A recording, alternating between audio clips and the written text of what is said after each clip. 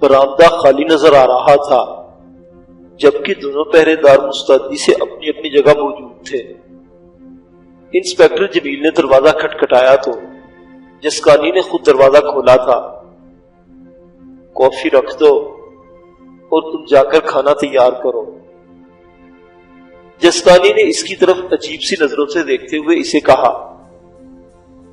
Inspector جمیل کی جہاں دیدہ نظروں نے اس کے چہرے کے تاثرات سے اندازہ لگا لیا تھا کہ جسکانی نے شرما کے حکم پر عمل کرنے کا ارادہ کر لیا ہے، لیکن اس بات کا اسے بھی بخوبی احساس تھا کہ وہ لوگ اندھیرا ہونے سے پہلے اس کی لاش غائب نہیں کر سکتے، اس لیے اسے مارنے کے فیصلے پر بھی شام سے پہلے عمل درآمد نہیں ہوگا۔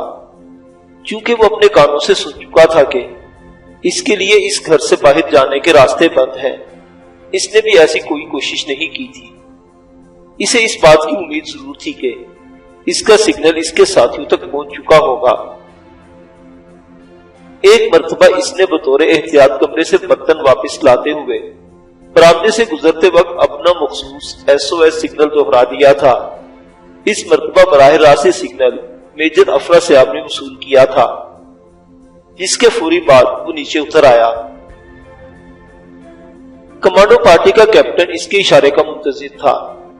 سڑک کے کنارے پہنچتے ہی میجر افرا سیاب نے اسے اشارے سے اپنی طرف بلا لیا۔ دونوں بظاہر لاپرواہی سے ٹہلتے ہوئے اس ویگن کی طرف جا رہے تھے جس میں بیٹھ کر یہ لوگ یہاں تک آئے تھے۔ میجر افرا سیاب اور کیپٹن دونوں ویگن میں داخل ہو گئے۔ دروازہ انہوں نے بند کر دیا۔ میجر صاحب نے ایک کاغذ پر موٹی موٹی لکیریں کھینچ کر اسے اندر کا نقشہ سمجھایا۔ اس نقشے میں کوٹھی کے اندر موجود کمروں کی تعداد، ان کے دروازے، کھڑکیاں اور اس کمرے تک کی نشاندہی کی گئی تھی جس میں عموماً جسکانی بیٹھا کرتا تھا۔ انسپکٹر جمیل کے ذریعے انہیں اس کوٹھی کے اندر کی تمام تفصیلات معلوم ہو چکی تھی۔ انہوں نے چند منٹ پہلے تک اندر موجود دونوں مسلح پہرے داروں کی پوزیشن سے بھی انہیں آگاہ کر دیا تھا۔ کوٹھی میں موجود آدمیوں کی تعداد کے ساتھ انہوں نے انسپکٹر جمیل کی شناخت بتا کر اس کے کپڑوں کا رنگ بھی بتا دیا تھا اور کہا تھا ان کے ساتھی کو معمولی گزن بھی نہیں پہنچنی چاہیے۔ آل رائٹ سر، ایسا ہی ہوگا سر، کیپٹن نے اپنی تربیت کے مطابق جواب دیا۔ اچانک ہی ان کے کانوں میں سبزی پھل بیچنے والے کی آواز پڑی تھی۔ یہ لوگ ریڑیوں پر پھل اور سبزی لگا کر ان علاقوں میں گھوما کرتے تھے اور کوٹھیوں کے دروازے کی گھنٹی بجا کر وہاں کے مکینوں کے ہاتھوں تازہ پھل اور سبزیاں فروخت کیا کرتے تھے۔ دونوں اس آواز پر چونکے اور ایک دوسرے کی طرف دیکھ کر مسکرا دیے۔ کیپٹن صاحب کو اس مسکراہٹ کا مطلب سمجھ آ گیا تھا۔ جیسے ہی ریڑھی والا ویگن کے نزدیک پہنچا انہوں نے اسے اشارے سے رکنے کا اشارہ کیا۔ تھوڑی دیر بعد ریڑھی والا ویگن کے اندر میجر افرا سیاب کے پاس موجود تھا، جو اسے اپنی شناخت کروانے کے بعد اس سے قانون کی مدد کی درخواست کر رہے تھے اور اسے یقین دلا رہے تھے کہ اس کے نقصان کی اس سے توقعات سے بڑھ کر قیمت ادا کی جائے گی۔ پھل فروش بھی کوئی محب وطن آدمی تھا جس نے چی بچی کرنے کی بجائے فوج کے ساتھ تعاون ضروری سمجھا۔ اس نے جان لیا تھا کہ یہ لوگ کوٹھی میں داخل ہونا چاہتے ہیں جہاں تخریب کار چھپے ہوئے ہیں۔ جمیل کو جسکانی نے اشارے سے اس کمرے میں بلایا تھا جہاں میاں بھائی ایک صوفے پر بیٹھا شراب پی رہا تھا اور اس کے سامنے میز پر بھرا ہوا پستول دھرا تھا۔ علی بھائی، کمرے میں داخل ہوتے ہی جسکانی نے بھی پستول ہاتھ میں پکڑ کر اس کی طرف لہراتے ہوئے کہا، تم جانتے ہی ہو کہ ہمارے دھندے میں بعض فیصلے بادل ناخواستہ بھی کیے جاتے ہیں۔ یہ بھی ایسا ہی فیصلہ ہے، تم میری مجبوری سمجھتے ہوگے۔ دراصل میاں بھائی کو تمہاری باتوں کا یقین نہیں آیا۔ میاں بھائی میرا بھی باپ ہے۔ ان لوگوں کا ایک مخبر تمہاری اور اس آدمی کی ساری گفتگو سن چکا ہے، جس کے بعد انہیں شک ہو گیا کہ جس آدمی سے تم ملے تھے وہ انٹیلیجنس کا بندہ تھا، جس کے بعد انہوں نے تمہیں قتل کر دینے کا حکم دیا ہے۔ دیکھو علی بھائی، ہم لوگ ایک عظیم مقصد کے لیے اکٹھے ہوئے ہیں۔ فرض کیا تم صحیح بھی ہو اور یہ اطلاع بھی غلط ہے تو بھی تم کو یہ فیصلہ قبول کر لو۔ जसकानी के होंठों पर शफाक मुस्कुराहट थी। जमील जानता था जब इसमें दरिंदगी आ जाया करती थी तब ऐसी ही मुस्कुराहट इसके चेहरे पर जागा करती थी। हाँ हाँ, क्यों नहीं, तुम एक अजीम मकसद के लिए मरने जा रहे हो। मैंने जसकानी से कह दिया है कि तुम्हारी मौत के बाद तुम्हारे कत्ल का इल्जाम हम पाकिस्तानी सरकार पर लगा देंगे। और हाँ, मरने से पहले मैं तुम्हें बता दूं कि मेरा ताल्लुक रॉ से है। मैंने हुक्म दिया है कि तुम्हारी लाश की तस्वीरें मीडिया में दिखाई जाएंगी और हम सारी दुनिया के सामने चिल्ला कर तुम्हारी बेगुनाही का मातम करते हुए बताएंगे कि तुम पर तशद्दुद करके पाकिस्तान इंटेलिजेंस ने तुम्हें मौत के घाट उतार दिया। देखो यार, बुरा मत मानना, इससे हमारे दोनों मकासद पूरे हो जाएंगे। एक तो तहरीक को बहुत अरसा बाद एक बड़ा शहीद मिल जाएगा और दूसरी तरफ हमें पाकिस्तान के खिलाफ आलमी सतह पर प्रचार करने का मौका हाथ आ जाएगा। तुम्हारी अजीम शहादत का फायदा इनकलाब को पहुंचेगा और हाँ, जसकानी को इस चक्कर में मजीद हमदर्दियां हासिल हो जाएंगी।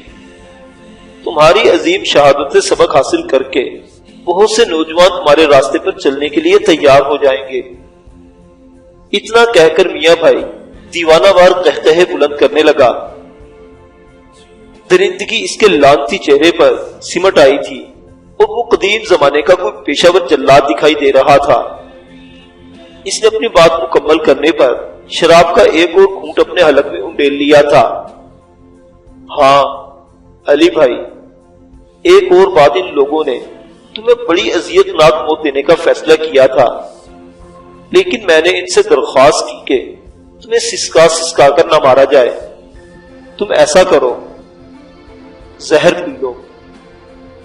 जसकानी ने इसके नजदीक पहुंचकर इसकी आंखों के सामने पिस्तौल लहराते हुए कहा। वो वहशियों की तरह मियां भाई के तहखाहों में इसका साथ दे रहा था। जसकानी, तुम अपने दोस्त के लिए अपने हाथ से मौत का जाम तैयार करो, मियां भाई ने इससे कहा। अब मियां भाई ने इसकी तरफ पिस्तौल तान लिया था और जसकानी ने शराब का एक पैक तैयार करके इसमें करीब धरी एक शीशी का आधा लिक्विड उंडेल दिया था। माफ करना दोस्त, मुझे इल्म है कि तुमने आज तक शराब के जाम को हाथ नहीं लगाया। चलो मरने से पहले ये गुनाह भी कर लो। जसकानी ने कहकहा लगाया। दोनों शैतानों के कहकहों से कमरे की छत गूंजने लगी थी। इंस्पेक्टर जमील के सब्र का पैमाना अब लबरेज हो चुका था। देखो जसकानी, तुम्हारी हैसियत तो एक जर खरीद कुत्ते से ज्यादा कुछ नहीं, इसलिए मैं तुम्हारे मुंह नहीं लग रहा, लेकिन तुम्हारे इस बाप को बता देना चाहता हूं कि जिंदगी मौत का फैसला कोई इंसान करने का इख्तियार ही नहीं रखता। यह फैसला तो खुदा की जात ने करना है। और हाँ मियां भाई, तुम जो कोई भी हो, ये बात गौर से सुन लोगे। तुम्हारा शक बिल्कुल दुरुस्त है और मैं वही हूं जो तुम सोच रहे हो। मैं गुज़श्ता 6 माह से जसकानी के साथ हूं और इसके एक एक पल की हमें खबर है। इस पर अभी तक इसलिए हाथ नहीं डाला गया कि हम तुम्हारे तरबियत याफ्ता तमाम चूहों को दिल से निकालकर घटिया मौत मरने पर मजबूर कर दें। तुम अपने आप को बहुत होशियार समझते हो, लेकिन अब तुम्हें इल्म हो गया होगा कि तुम परले दर्जे के गधे, वो जो तुम्हारे इशारों पर बंदरों की तरह नाच रहे हैं, वो तुमसे भी बड़े गधे हैं। ये गद्दार अपने इंजाम से नहीं बच सकेंगे। इसने खुद तो मरना ही था, तुम्हें भी अपने साथ कुत्ते की मौत मरवाएगा। इंस्पेक्टर जमील की बात के खात्मे पर एक लम्हे के लिए मियां भाई ने जसकानी की तरफ देखा, जो लगता था जैसे इनका सारा नशा हरण हो गया हो। बकता है साला, मरने से पहले पागल हो गया है। मौत के सदमे ने इसका दिमाग खराब कर दिया है।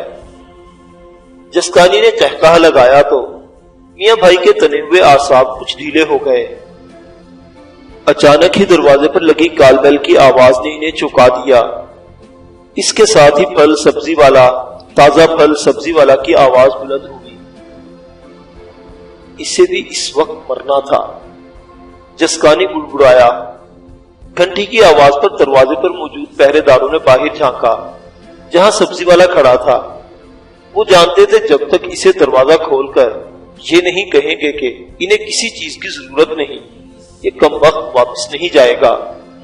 انہیں یہ بھی خوف لاحق تھا کہ اگر اس نے دوسری گھنٹی بجائی تو جسکانی ان دونوں کی گھنٹی بجا دے۔ شراب نوشی کرتے ہوئے کسی بھی لمحے اس کا دماغ خراب ہو جانے کا خطرہ موجود رہتا تھا۔ ابے جا بے جا، کچھ نہیں چاہیے، ایک مسلح پہرے دار نے دروازہ کھول کر کہا۔ اچانک ہی وہ چونکا۔ ریڑھی والے کے دونوں طرف اس کے دو اور ساتھی بھی موجود تھے جن کے ہاتھوں میں پکڑے ریوالوروں کا رخ اس کی طرف تھا۔ کون ہو تم؟ ابھی وہ مشکل اس کے منہ سے نکلا تھا جب ریڑھی والا ہوا میں اٹھتا ہوا اس پر گرا اور اسے زمین چاٹنے پر مجبور کر دیا۔ دوسرے پہرے دار نے چاہا کہ کندھے سے لٹکی کلاشنکوف سیدھی کرے، لیکن یہ حسرت اس کے دل میں ہی رہ گئی۔ اس وقت بیک وقت دو کمانڈوز جھپٹے اور بیچارے کو منہ سے آواز نکالنے کی مہلت بھی نہ مل سکی۔ دونوں نے بے ہوش ہونے سے پہلے آخری منظر یہی دیکھا کہ برق رفتاری سے 7-8 کمانڈوز اندر بھاگتے چلے جا رہے تھے۔ ان کی قدموں کی آواز سنائی نہیں دے رہی تھی، لیکن چند لمحوں میں وہ موت کے فرشتوں کی طرح اپنی اپنی پوزیشن پر پہنچ چکے تھے۔ جسکانی کسی غیر ارادی خوف کے تحت اچانک ہی دروازہ کھول کر باہر کی پوزیشن دیکھنے لگا تھا جب اچانک اس پر آفت ٹوٹی۔ دروازے پر کھڑا کمانڈر اس پر آکٹوپس کی طرح جھپٹا اور اسے اپنی گرفت میں لے لیا۔ میاں بھائی نے چاہا کہ اپنے سامنے والا پستول اٹھا لے، لیکن انسپکٹر جمیل نے بجلی کی سی پھوٹی سے اس کے سامنے رکھی میز کو زوردار ٹھوکر ماری اور میز الٹ گئی۔ پستول اور شراب کی بوتل فرش پر جا گری۔ میاں بھائی نے چاہا کہ پستول جھپٹ لے، لیکن اس کی یہ حسرت دل ہی دل میں رہ گئی۔ دروازے سے اندر داخل ہونے والے دوسرے کمانڈوز بجلی کی طرح اس پر لپکے۔ انہوں نے اسے اس طرح جکڑا تھا کہ میاں بھائی زہر بھی پھانکنا چاہتا تو ایسا نہ کر پاتا۔ وہ اپنی مرضی سے اپنے جسم کو جنبش دینے کے بھی لائق نہیں رہا تھا۔ اس کے دونوں ہاتھ اس کی پشت پر انہوں نے ایک چھوٹی سی مضبوط رسی سے اس طرح باندھ دیے تھے کہ میاں بھائی گردن ہلانے لائق نہیں رہا تھا۔ ویل ڈن جمیل۔ اچانک ہی میجر صاحب کمرے میں داخل ہوئے تھے۔ ان کی شکل پر نظر پڑتے ہی انسپکٹر جمیل کا ہاتھ بے اختیار سلام کے لیے اٹھ گیا۔ کیوں میاں بھائی؟ میں نے کیا کہا تھا؟ میں نے کہا تھا کہ پاگل میں نہیں ہوا، پاگل تو تمہارے حکمران ہو گئے ہیں، جنہوں نے یہ سمجھ لیا ہے کہ شاید وہ میں ایک چھوٹا اور کمزور ملک جان کر کھا جائیں گے، لیکن وہ نہیں جانتے کہ ایک چھوٹی سی چونٹی ایک پہاڑ جیسے ہاتھی کے لیے کیا مسائل پیدا کر سکتی ہے۔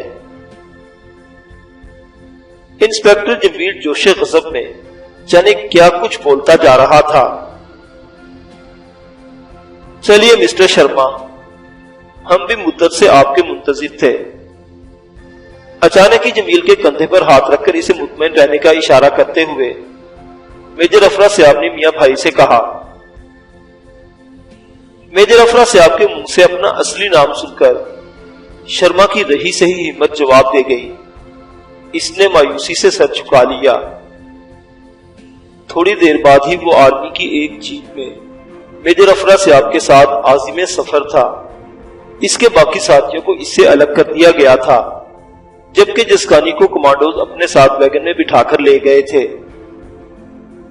شرما کو آنکھوں پر پٹی باندھ کر یہاں تک لایا گیا تھا، لیکن اس کے دماغ پر کوئی پٹی نہیں بندھی تھی کہ وہ ذہنی طور پر مفلوج ہو جاتا۔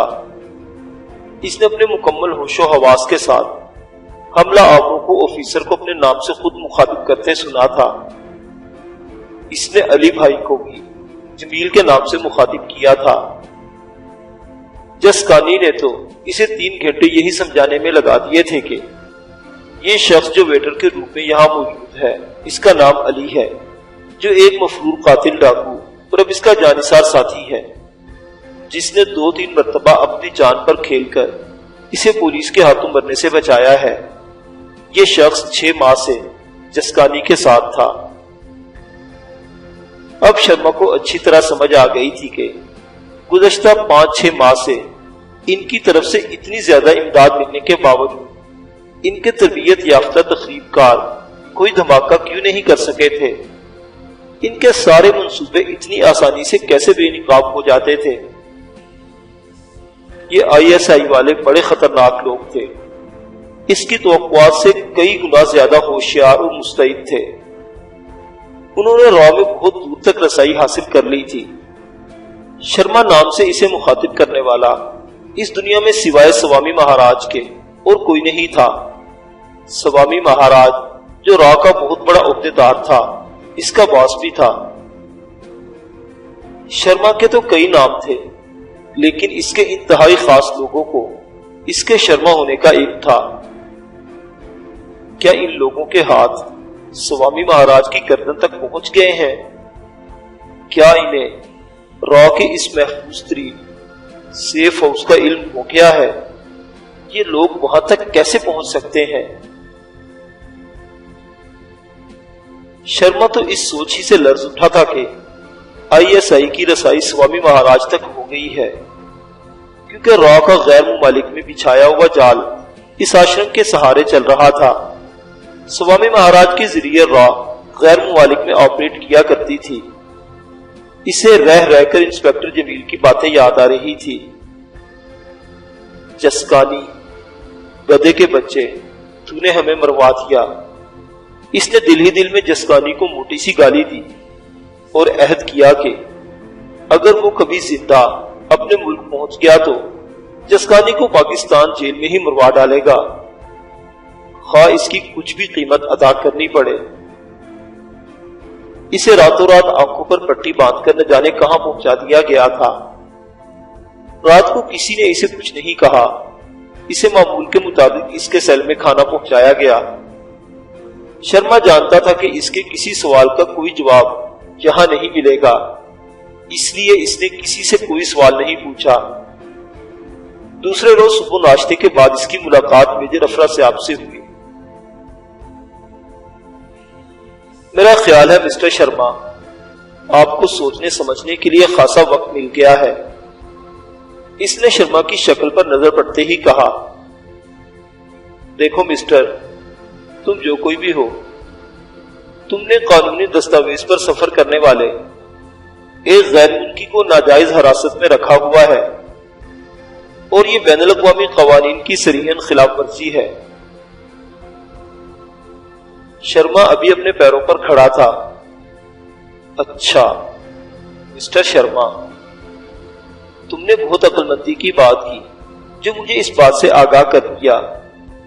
واقعی میں نے بڑی غلطی کی ہے، میرے خیال سے تمہیں رہا کر دینا چاہیے، شاید اس طرح ہماری غلطی کی تلافی بھی ہو جائے۔ کیا خیال ہے تمہارا؟ میجر افرا صاحب نے طنزیہ لہجے میں کہا، میں آپ کو وارننگ دیتا ہوں کہ اگر میرے ساتھ کوئی زیادتی ہوئی تو اس کے خلاف سفارتی سطح پر زبردست احتجاج ہوگا۔ آپ لوگ مجھے جانتے نہیں، میں کوئی معمولی آدمی نہیں ہوں۔ شرما نے بظاہر اس کی بات سنی انسنی کرتے ہوئے کہا، مسٹر شرما، اب آپ یہ تو نہ کہیے کہ ہم آپ کو جانتے بھی نہیں۔ اگر نہ جانتے تو اتنی تکلیف ہی کیوں دیتے؟ ہمیں اس بات کا بھی علم تھا کہ آپ غیر معمولی آدمی نہیں ہیں۔ ہم نے اس بات کا اہتمام کر لیا ہے کہ آپ کی غیر معمولی حیثیت کے پیش نظر آپ کو غیر معمولی موت سے دوچار کیا جائے۔ مسٹر شرما، کیا خیال ہے تمہیں اس بنگلے میں واپس لے جا کر سانپ سے ڈسوا دیں؟ لیکن وہاں ہی کیوں؟ کسی 5 سٹار ہوٹل کے کمرے میں کیوں نہیں؟ سانپ تو کہیں بھی آ سکتے ہیں۔ مسٹر شرما، بچے نہ بنو، تمہیں علم نہیں کہ تم کہاں پھنس گئے ہو۔ یہاں سے بچ کر نہیں جا سکتے. مجھے کل آنے والے مال کی جگہ کا پتہ چاہیے. آج تم یہ بتاؤ گے. یہ میں کہہ رہا ہوں. تم نے اندازہ کر لیا ہوگا کہ ہم جو بات کہتے ہیں اسے منوانے کی ہمت بھی رکھتے ہیں. مسٹر شرما، مجھے کل را کی طرف سے تقریب کاری کے لیے آنے والی سامان کی تفصیل اور جگہ کا صحیح پتہ چاہیے. سمجھے تم؟ اور ہاں، یہ بات ذہن میں رکھنا کہ ہم نے سوامی مہاراج کے آشرم میں آنے والے تم جیسے تمام گدوں پر مکمل نظر رکھی ہوئی ہے. شرما، تم بھول رہے ہو کہ تمہارا مقابلہ کس قوم سے ہے؟ اچانک ہی میجر افراسیاب کو ایک خیال سوچا. اس نے اندھیرے میں تیر چلا دیا. بے وقوف، تم لوگوں کو علم ہی نہیں کہ سوامی کے آشرم سے بھاگنے والی لڑکی گیتا نجلی ہمارے لیے کئی برسوں سے کام کر رہی تھی. جب اس کا کام پورا ہو گیا ہم نے اسے واپس بلا لیا. جانتے ہو تم، شرما کے دماغ پر اس بات نے پوری قوت سے ہتھوڑا چلا دیا. تو کیا گیتا نجلی پاکستان کی انٹیلیجنس کے لیے کام کر رہی تھی؟ اس نے سوچا. تبھی تو وہ اس طرح آسانی سے نکل گئی. مدن لال کو مار کر بھی نکل گئی. اس کا مطلب ہے وہ دونوں جو اس کے ساتھ فرار ہوئے تھے دراصل اس کو نکالنے آئے تھے. اس کا مطلب ہے اس سے آگے اس کا دماغ شل ہو کر رہ گیا. میجر افراسیاب اس کے چہرے کی بدلتی ہوئی کیفیات کا جائزہ بڑی باریک بینی سے لے رہا تھا. وہ جانتا تھا شرما کے اندر کیا جنگ چل رہی ہے. تم بالکل صحیح سوچ رہے ہو شرما، وہ دونوں اسی مشن پر گئے تھے. میجر افراسیاب کا دوسرا ہمراہ پہلے سے بھی زیادہ جاندار تھا. دیکھو، مجھے کسی بات کا علم نہیں، میں کچھ نہیں بتاؤں گا. شرما نے پاگلوں کی طرح چلاتے ہوئے کہا. ٹھیک ہے، نہ بتاؤ، جسکانی بتا دے گا. میں تو تمہیں ایک موقع دینا چاہتا تھا کہ اپنے افسران کے دلوں میں تمہارے لیے رحم کی گنجائش پیدا کر سکوں. مسٹر شرما، شاید تمہارا دماغ اس صدمے سے ابھی تک سنبھل نہیں پایا. تم نہیں جانتے کہ ہم تمہارے لیے کوئی قانونی گنجائش بھی باقی نہیں چھوڑیں گے.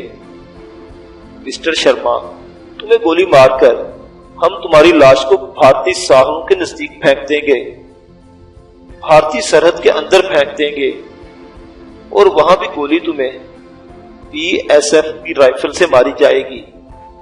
تمہارے ملک کی سرحد کے کم از کم 1 کلومیٹر اندر لے جا کر. وہاں تم کون سے قانون کی دہائی دو گے؟ ہم یہ سب کچھ کر سکتے ہیں. اگر اب تک تمہارے ساتھ نہیں ہوا تو اس کے لیے میں ڈیل کرنا چاہتا ہوں. میجر افراسیاب نے اس کو ذہنی طور پر مفلوج کر دینے کے لیے زبردست نفسیاتی حملہ کیا تھا. میں سوچتا ہوں، شرما نے اپنا سر دونوں ہاتھوں پر رکھ کر کہا. سوچو، میجر افراسیاب نے اس کے سامنے کھڑے ہو کر کہا. لیکن یہاں نہیں، مجھے تنہائی چاہیے. ٹھیک ہے، ہم تمہیں اکیلے بند کر دیتے ہیں. میجر افراسیاب مسکرایا. اس نے میز کے کونے پر لگا پش بٹن دبایا اور 2 مستعد جوان اندر داخل ہو گئے. اسے تنہائی چاہیے، سوچنے کے لیے وقت چاہیے. اس نے اپنی جوانوں کی طرف دیکھ کر مسکراتے ہوئے کہا. Okay sir. ان میں سے ایک نے جواب دیا اور دوسرے نے شرما کا بازو پکڑ کر اسے کھڑا کر دیا. وہ اس کی آنکھوں پر پٹی باندھ کر یہاں تک لائے تھے. اب اس طرح آنکھوں پر پٹی باندھ کر اسے واپس لے جا رہے تھے. انہوں نے شرما کو اسی بلڈنگ کا اندرونی حصہ دیکھنے کی بھی مہلت نہیں دی تھی. شرما کے ہاتھ پکڑ کر وہ اسے 5-6 منٹ تک چلاتے ہوئے ایک جگہ پہنچ کر رک گئے. انہوں نے شرما کے بازو چھوڑ دیے تھے. 3 منٹ بعد اپنی آنکھوں سے پٹی اتار لینا. خبردار، اگر اس سے پہلے اتاری گئی تو زندگی بھر کے لیے اندھے کر دیے جاؤ گے. شرما کو اپنے کانوں کے نزدیک سرگوشی سنائی دی۔ اس کے ساتھ ہی ٹھک سے لوہے کا دروازہ اس کے عقب میں بند ہو گیا۔ شرما کے لیے تفتیش کا یہ طریقہ بالکل نیا اور بڑا اذیت ناک تھا۔ ابھی تک کسی نے اسے ایک تھپڑ بھی نہیں مارا تھا اور وہ بوکھلا گیا تھا۔ اپنے اندازے کے مطابق 3 منٹ گزرنے کے بعد جب اس نے آنکھوں سے پٹی اتاری تو اسے یوں لگا جیسے وہ ساری زندگی کے لیے اندھا ہو گیا ہو۔ اس کے چاروں طرف اندھیرا ہی اندھیرا تھا، خوب سیاہ اندھیرا۔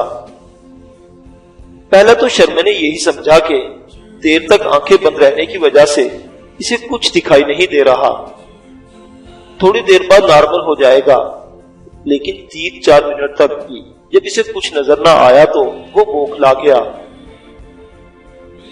پاگلوں کی طرح اس نے تیزی سے چند قدم آگے بڑھائے تو اس کا سر کسی دیوار سے ٹکرایا اور وہ گر پڑا۔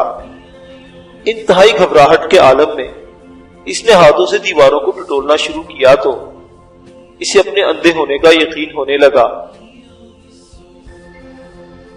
اچانک ہی اسے اس کے کانوں میں بھنبھناہٹ سی گونجنے لگی۔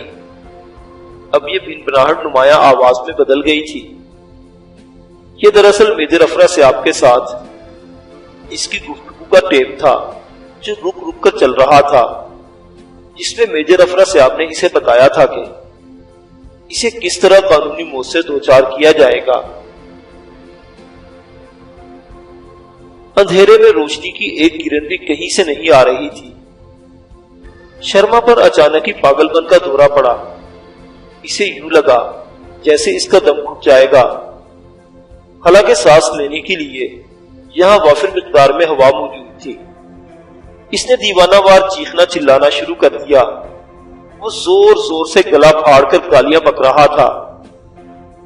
پھر اس کی آواز بیٹھنے لگی۔ اچانک ہی وہاں جیسے ہزاروں سرچ لائٹیں ایک ساتھ جل اٹھی۔